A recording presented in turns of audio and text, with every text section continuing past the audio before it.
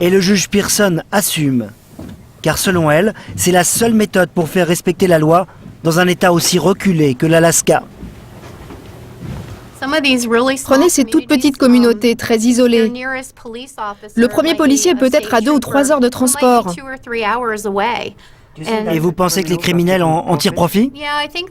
Oui, ils pensent qu'on ne va jamais les attraper et qu'ils peuvent faire ce qu'ils veulent, surtout les jeunes adultes qui quittent leurs parents pour la première fois. Ils se mélangent dans une foule de bagarreurs, mais on les attrape. De toute façon, on les a toujours à la fin. Mais le plus dur, c'est que cette île coupée du monde, tenue par les compagnies de pêche, peut se transformer en un véritable piège.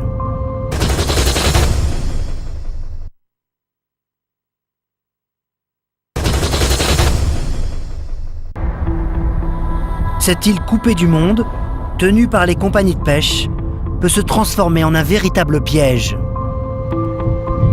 À la paroisse, un homme se bat pour aider ceux qui risquent de tout perdre dans cette ruée vers l'or. Le père John Onan, qui tient chaque jour un centre d'accueil. Bonjour, tu vas bien? Ce matin, il reçoit Gonzalo, un Mexicain arrivé sur l'île 4 mois plus tôt. Tu veux boire quelque chose? Oui. Assieds-toi, il y a du café. Gonzalo attend un procès qui va peut-être briser son rêve. J'ai déjà eu des problèmes avec l'alcool, mais je n'ai rien fait de mal. Je connais la personne qui t'a dénoncé à la police. Il est soupçonné d'avoir menacé un collègue avec un couteau sous l'effet de l'alcool. Aucun témoin, aucun blessé, le prêtre flaire une sombre affaire de jalousie. Écoute, je suis convaincu que lors du procès du 4 novembre, les accusations contre toi vont être levées. Car sur ce point aussi, la loi est plus sévère que dans le reste des États-Unis. À la moindre dispute, même en l'absence de preuves, la police lance des poursuites. C'est une vieille histoire. Ici, à chaque dispute, les policiers sont obligés d'arrêter quelqu'un. Ils vont arrêter celui qui tient un couteau. Pour Gonzalo, qui soutient toute sa famille au Mexique, grâce à l'argent qu'il gagne en Alaska, c'est peut-être la fin du voyage. Si je suis déclaré coupable, c'est foutu. Je vais être viré de mon boulot. C'est la loi en Alaska. Si tu es coupable, tu es renvoyé dans ton pays. Moi, ils vont me renvoyer au Mexique.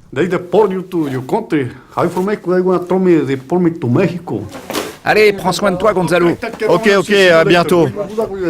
Toujours la même sévérité.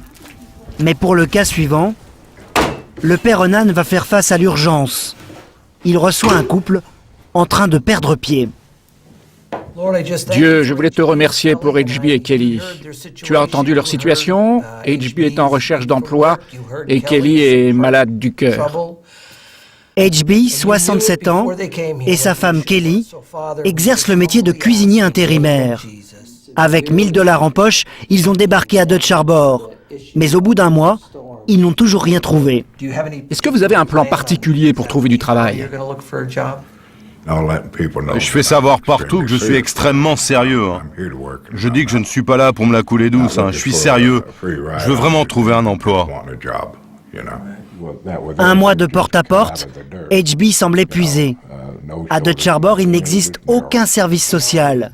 Le pire, c'est que le couple ruiné est maintenant piégé sur l'île.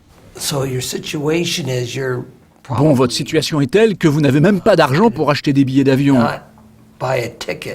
Et de toute façon, où iriez-vous? On retournerait à Fairbanks. Et qu'est-ce qui se passerait là-bas? Rien.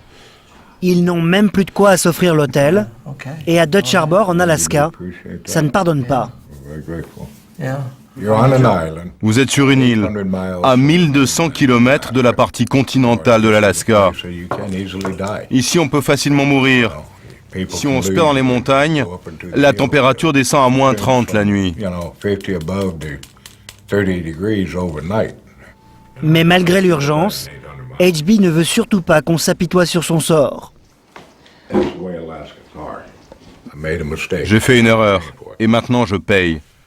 J'ai fait un pari, et dans ce cas, ce n'était pas un bon pari. Alors, Le père Onan va les aider, comme il le fait chaque année avec près de 50 personnes piégées sur l'île. Grâce à l'argent de la paroisse, le prêtre a déniché un abri d'urgence sur les hauteurs, dans ce mobil-home qui attend d'être loué. C'est une solution temporaire. Il y en a un qui peut dormir là-bas et un autre qui peut dormir ici. Ils ont maintenant quelques jours pour souffler et un abri au chaud. Bon, on se voit demain à 6h15. Allez, au revoir. C'est le revers de la médaille. En dehors du bon samaritain, rien. J'ai aidé des gens qui étaient virés parce qu'ils étaient malades et qui étaient mis à la porte sans indemnisation, sans chèque. Ici, quand on ne travaille pas, on est abandonné. C'est exactement ça. Vous êtes abandonnés. Il n'y a pas de place. En Alaska, le nombre d'exclus a augmenté de 30% ces 3 dernières années. Ici, toutes les ruées vers l'or ont fabriqué des perdants. Mais l'exploitation des ressources est aussi en train de menacer l'environnement. Là-bas, ce souvenir hante encore tous les esprits. La marée noire de l'Exxon Valdez en 1989. Un traumatisme colossal en Alaska. 250 000 oiseaux sont morts, comme des milliers de mammifères marins. Les compagnies pétrolières promettent de tout mettre en œuvre pour que la catastrophe ne se reproduise jamais. Seulement ces derniers mois, une nouvelle fois, le pétrole représente une menace grave. Voici l'homme qui donne l'alerte. En répondant à nos questions, Mark Kovacs, 55 ans, risque d'être